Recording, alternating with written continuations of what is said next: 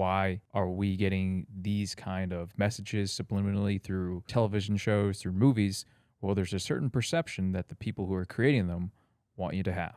You have wondered what you would be able to do if you were the ultimate version of you, right? You would then have an easy time creating what you want, and yes, effortlessly enjoying life too. Now, you may know this already, the influence you have over your reality is far beyond what you've been told. Soon, you realize that your outer world is merely a mirror of your inner world, and we're here to connect the dots for you.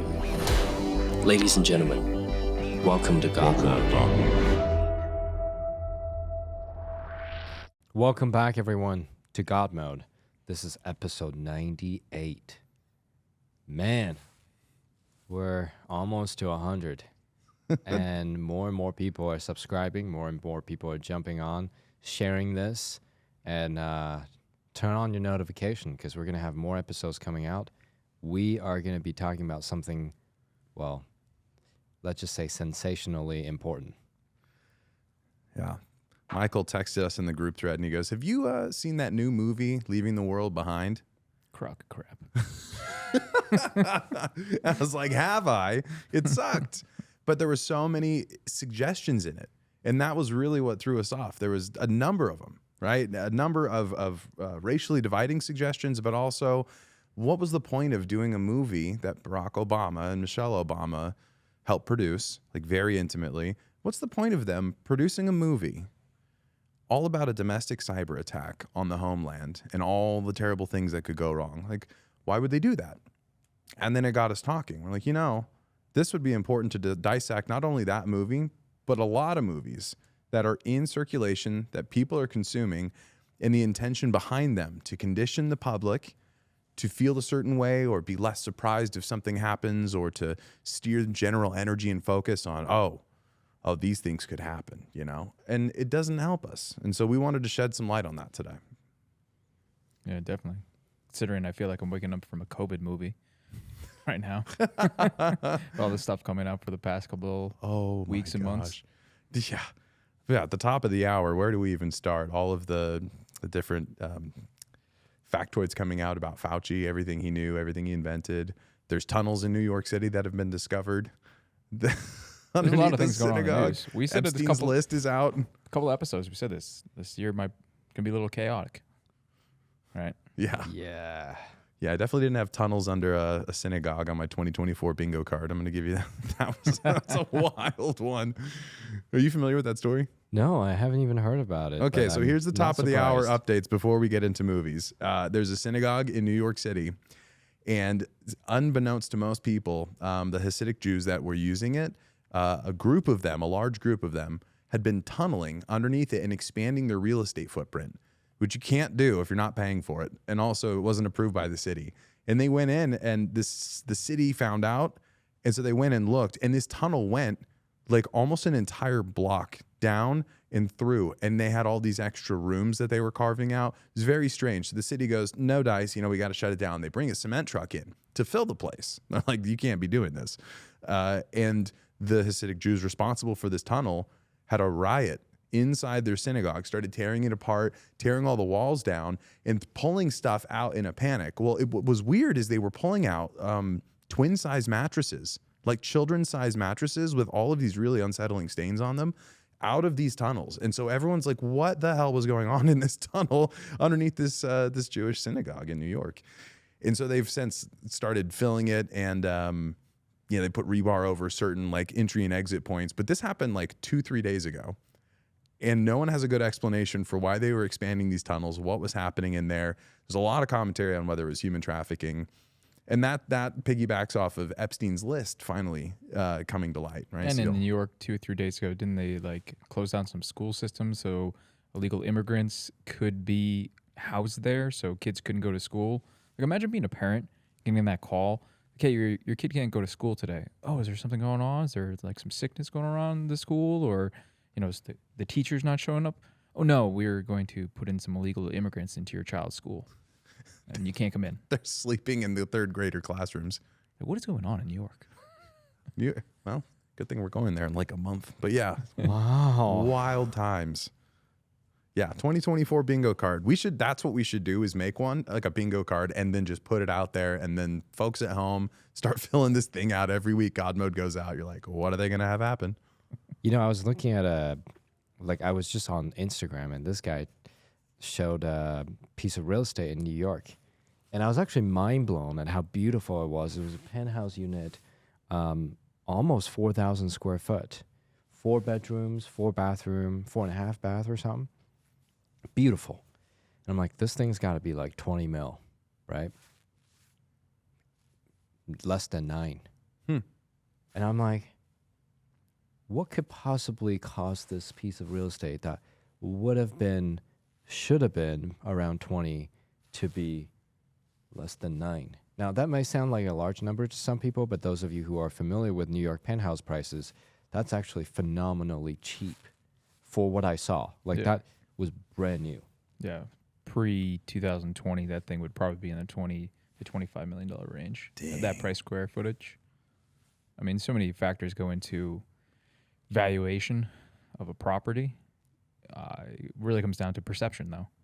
When you boil it all down, it comes to perception. And I think that ties into our topic we're talking about today. It's like, why are we getting these kind of messages subliminally through television shows, through movies? Well, there's a certain perception that the people who are creating them want you to have. Good transition. And there's a certain perception that there's a consensus behind it. There's an interesting book called Manufacturing Consent. I think Edward Herman and Noam Chomsky, if I'm saying that correctly, is the authors. Chomsky's great. Got so many interesting books. Now, I never read the book. I listened to the book on audio because it's like a 900-page book or something like Good grief. that. So, Harry Potter over there. We should have a book club at my house to read Chomsky's books. I have a bunch. just Chomsky's. Yeah, I have some of, well, not all of them, but some of his books. And I'm rereading Maps of Meaning with Jordan Peterson. That's a dope one. Good one, too. But anyway, Manufacturing Consent, they talk about how it's like, and this is an older book, someone can fact check me, but there's an economic, right? How do they systematically have a propaganda that they can push out, right? And I think this book was written in like the 80s or like 87 or 88 as well. Wow. So, I mean, they knew it back then. And they didn't know about, and they didn't have Netflix back then. They didn't have Amazon Prime back then to push all their agendas out. Just, hey, check out these messages. So to go to that movie, what's it called again? Leaving the World Behind. Yeah. Yeah. I saw that with my girlfriend, Brielle, watched it the other night, and at the end of it, I was just like, what a crock. And I was, help me remind me of the Andrew, what's his last name? Andrew Huberman? Are we talking Andrew Tate? No, the CIA guy. Oh, Andrew Bustamante. Thank you. Yeah. So he's got a great podcast company. It's like CIA Tactics. Good podcast you guys check out. Yeah, dude was CIA for like 10 years. Now he's kind of telling all the secrets. Yeah. Yeah, great show. So he did a breakdown with Tom Bailu on that movie, and he was just like, you know, this is like 10 to maybe 20% real. And of course, someone out there listening might be like, yeah, Michael, a movie is not always going to be 100% real. It's a freaking movie. I get that. But to our point, it's like, why are they making a movie like this now? And to your point, who are the people producing it? Why are the Obamas producing a movie like this? Right. Why are they, if you were saying, oh, you can produce any kind of movie. Yeah, you could produce any kind of movie. So why a movie like this? Right. Wish Obama was right here so I can ask him. Yeah, Barack. Well, and why wouldn't it be a film that is designed to draw people together? I get that dystopian films, there's a statistic, I'm not going to get it exactly right, but it's something like in the box offices, movies that are dystopian, that show kind of end of the world scenarios, they perform 400% better than basically any other genre of movie. So at a baseline, you can just assume there's a profit motive. So I get it. No big deal. We could double click on the psychology of someone's, like us as a species. Why do we gravitate to a movie like that? True. Well, it's our evolutionary precedent is to survive. And so we have a higher tendency to draw towards things that are negative and focus on those, because in the survival encoding that we have, it's focus on things that could potentially cause you harm.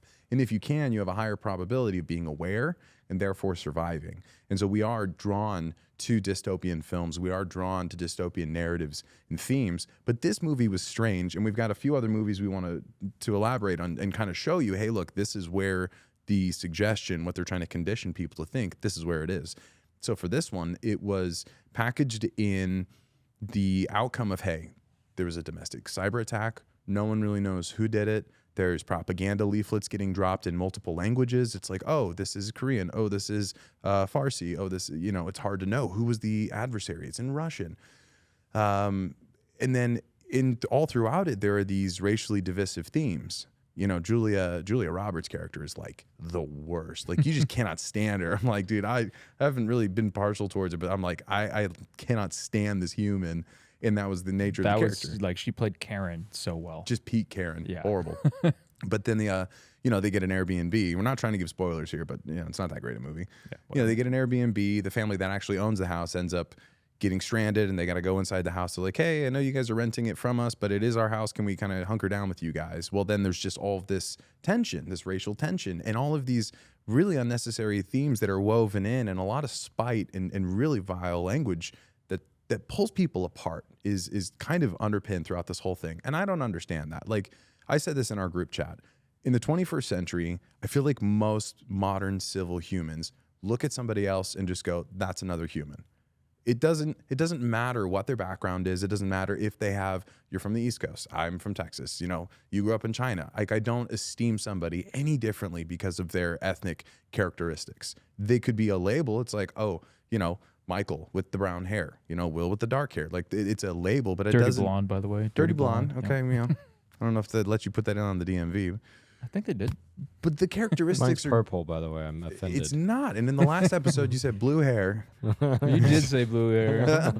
This guy. Liar. I was 16. These are just characteristics. They don't matter. They really shouldn't. But there's a weird, deliberate effort to be subversively pushing people in not harmony on the basis of characteristics that they can't control. So it's like, why don't we focus on things that we can?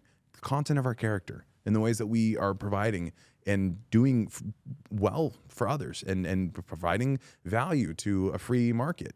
Instead of these immutable traits that you can't change about somebody else, why would there be a narrative focusing you in on, look how separate they are, look how divided they are, look how they can't get along. Yeah. So I didn't like that film at all. I didn't like the suggestions. Yeah, I mean, that film, and there's plenty of other films that we could go through of the suggestions that they're putting out to the public. And I mean, this is not the very first film that has done this, right? It's just interesting when we know who's producing it, who they're tied to, what kind of organizations they support, and then you kind of do this spider web of connections, right? And of course, I'm dipping into the big C, conspiracy, so okay. If we want to call me a conspiracy theorist. Do it. It's just when you continuously see this movie, and I'm not talking specifically about this movie, I'm talking about this movie played out over and over again. It's like, well, all right, who's producing this? Who's connected to it? What resources do they have? What agenda were they already promoting? Exactly. And, let's just talk about this movie, then we can move on to the next subject just a little bit. The point in the movie that you were talking about, one of the families, the owners of the movie, the owner of the house were African American, and the other family was white. And there was a point there where the daughter, who was African American, looked at the white family and said, well, if anything goes down, looked at the father and said in a way like, we can't trust them. And I just felt like, I was like, why was that approved in this script writing and said that way? When in our world right now, there's talk about how white supremacy is still such a huge problem in our country. So very interesting suggestion in that movie at that specific time. And these people who made the movie know it's going to get watched and know it's going to get played over again. It's on Netflix. So these are the type of questions that I think sometimes we just unconsciously just watch a movie and be like, oh yeah, it has no meaning to it. There's a lot of deeper suggestions in there. So Absolutely.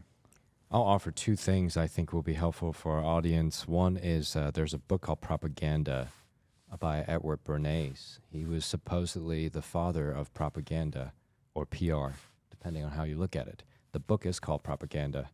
And if you read even the cover, it will tell you how modern Western society is formed in terms of media. And it's very interesting. And it's an interesting book in the 20s. It was written in the 20s. and supposedly was utilized in Nazi Germany quite a bit. And yeah, let me actually pull up the cover. It says propaganda, right? And this is literally what is on the front. Oh, and Noam Chomsky wrote this. Bernays' honest and practical manual provides much insight into some of the most powerful and influential institutions of contemporary industrial state capitalist democracies.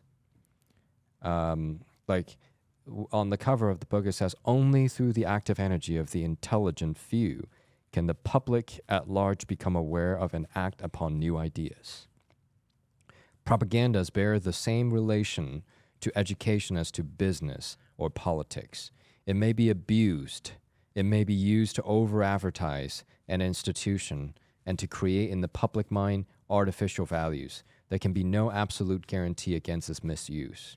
A presidential candidate may be drafted, quote, in response to, quote, overwhelming popular demand, but it is well known that his name may be decided upon by only half a dozen men sitting around a table in a hotel room. So my point is, read that book. It'll give you some great insights. Secondly, this is where things get interesting. One of the most brutal things that a civilization can do to a single human being or a single idea is not to actually talk about it, not to resolve it. It's to simply forget its name. Imagine this. A person who has done great acts in the world stage, on the world stage, world history, did something huge, whether big in terms of good or not good, but his or her name erased from history. That would be one of the most brutal things that we can do to this person or their ideas, right? Why? Because it will less likely be repeated if it's not going to be in someone's awareness. Nobody will remember this person, right? Well, if there is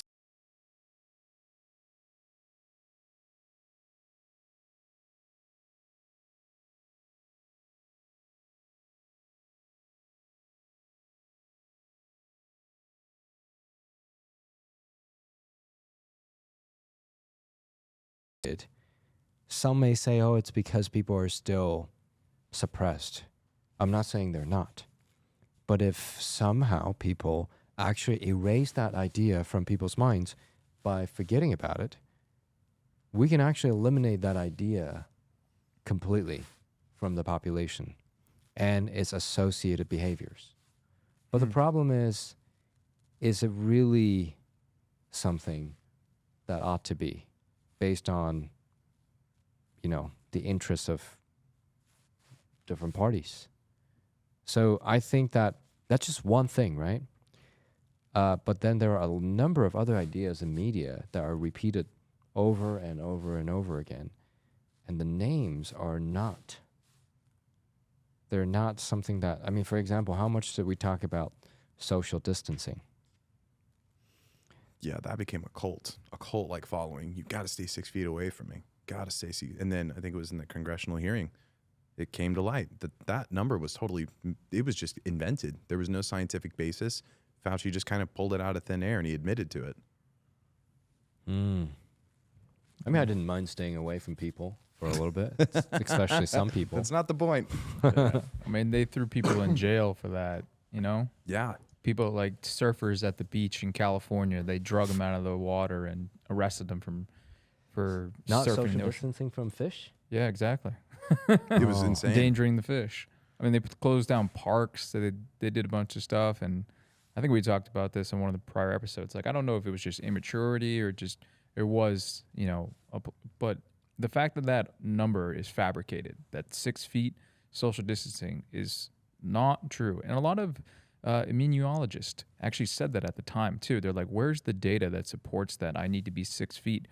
I forget the guy's name that was on the Rogan podcast. He's like, I've never heard of a 6 foot barrier or the virus can't bubble. jump 6 feet or it can't drift in the air. Yeah, that's fascinating. So it comes back to, it's like they're making these things up and they're just planting the seeds around.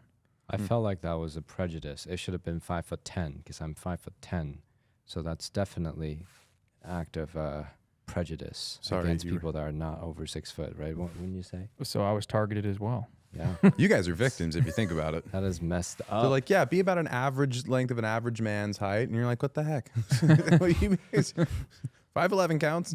No. so offended. That, well, there's a number of other films that have taken their entire agenda and baked it into a film, an entertaining film, but then there's something underneath it that they are trying to convey.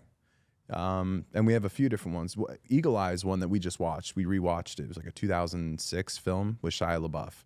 It's actually outstanding. Love Shia LaBeouf. He's freaking funny. But the idea is they had this supercomputer that they constructed, and it's taking in data from every security camera, every interface, every possible conduit of data producing anything, CCTV cameras, and it's making inferments and saying there's probably going to be a crime here. And it's an incredibly sophisticated super AI, but it starts making decisions against the country. And it says it's tearing itself apart. And it's now making the United States, the people, they're not making decisions in favor of their own selves. And so I have to go through and systematically wipe out, and it comes up with this elaborate plan to wipe out the entire executive branch of the country and get this bomb planted and all this crazy stuff. And we're all safe and well, but the point I think there is to familiarize people with, hey, you know what? The government does have these sophisticated advanced super machines. And yeah, in the movie, this one went rogue, but the idea is to have these systems in place for your safety. The idea there's the Pegasus system. There's a number of surveillance systems that we learned through the Freedom of Information Act. But these have all been implemented since the Patriot Act was passed.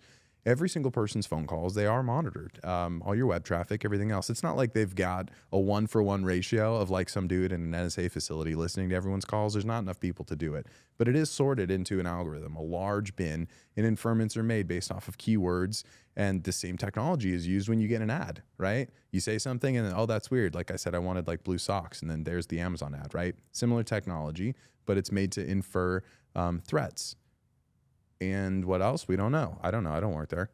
But those are meant to familiarize people with, hey, this technology, it does exist. Now, in this crazy outcome, it went rogue and tried taking out the nation, but it doesn't do that. So then you're now familiar, like, oh, I wonder if we have like a giant supercomputer that does that. And that's kind of what I think the agenda and the purpose in that film was. I think that there are oftentimes good intentions too. Not just that there are a lot of people just literally trying to pull apart society. I do think that there's good intention in one way or another, at least perceived by them, right? And I'm not saying that it even has negative effects. It's just that how are people responding to it? And considering how a lot of the population may actually not be thinking for themselves due to how, good media is, because when you tell a story and you embed some of these suggestions in a story, it's persuasion without detection. And so sometimes people who make these stories, even with good intentions, don't even know what they're doing, can cause behavioral change into the negative side of things. So I don't think that every one of them are trying to create something negative.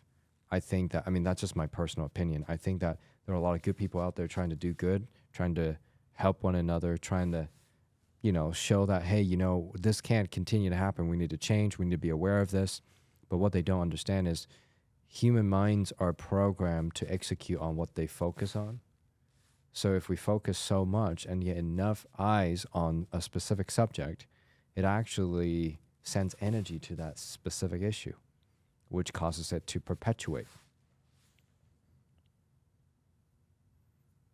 Not ideal. What we want to do is get people to forget about the problems, resolve them, forget about them, focus on something new. And so if we were to make 2024 epic, I think that one of the key skills is to be able to forget. Forgive, forget. There's a beautiful 4 sentences setup. There's a setup of 4 sentences that was utilized in a meditation and the meditation was a Hawaiian, ancient Hawaiian meditation. And this was I was told this story by a wonderful mentor of mine, and so there was a basically a psychiatric ward. This is where this was tested. A gentleman who was running the psychiatric ward, and I don't know if where the story came from. I just heard this story from one of my mentors, perhaps to illustrate the point. However, based on what he said, I believe it, he said it actually happened. So consider how interesting this is. This gentleman who was running the psychiatric ward had the names of all the individuals that were in the ward as patients. Instead of going out interacting with them individually and working with them individually to help them release their problems or whatever, he would look at the list and do the meditation every day with each person's names. Because in his mind, he took this deep belief that everyone is a projection of his.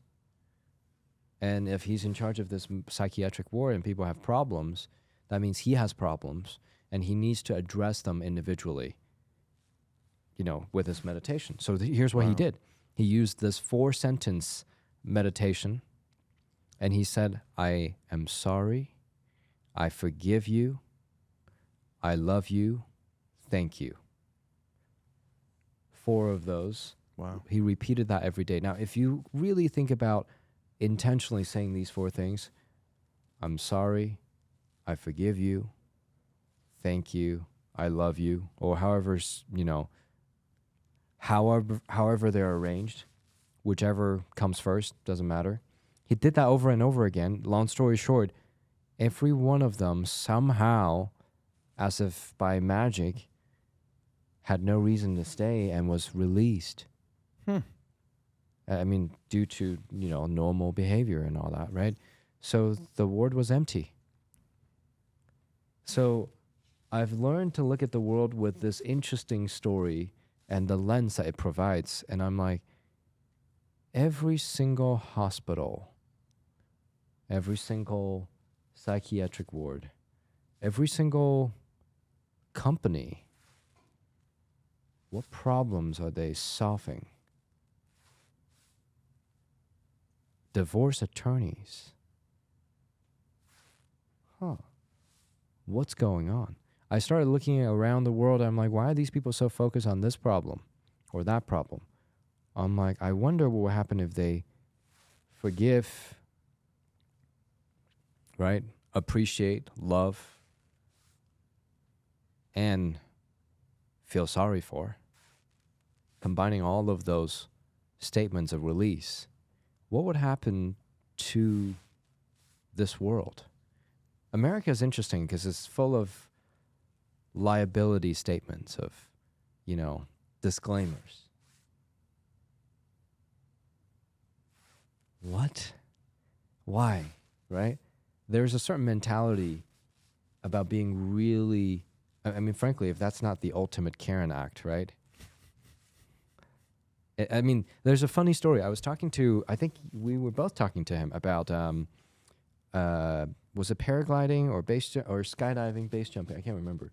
This gentleman who's a professional base jumper or paraglider was like, in America, if I were to jump off a plane and do certain things at a certain park or ski slope, I would have to go get a waiver signed and make sure they know and get approved and all that, right? Because they're worried that I would sue them if something happens. But if I did that in Switzerland, that wouldn't be the case. They'd be like, that's your problem. Right?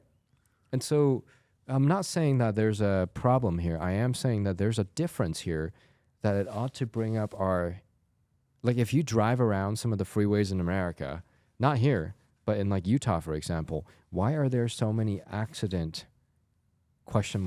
Attorney signs? Are they trying to create accidents? Are they advertising only? Are they doing both? Because if there's no accident, they are out of work. Right.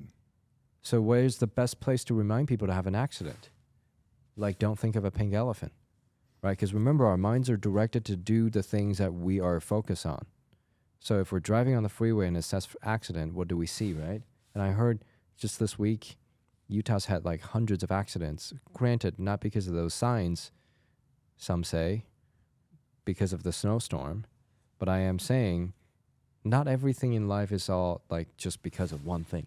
It's a bunch of things compounding together, right? So I would be curious about a study of what would happen if we don't have those signs in Utah. What will happen to the state of Utah in terms of traffic and accidents? This comes back to our topic here.